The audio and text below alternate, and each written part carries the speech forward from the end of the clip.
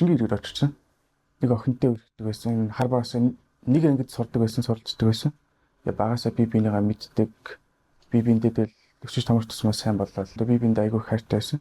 Тэгээ хоорондоо өртөг байхдаа 16-7 нас хүрээд бэлгийн харилцаанд орсон. 1 жил 8 сарын харьхал авсан.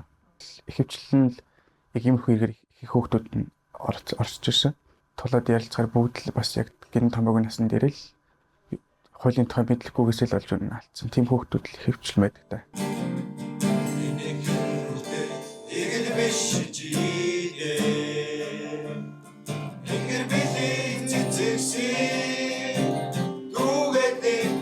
Yo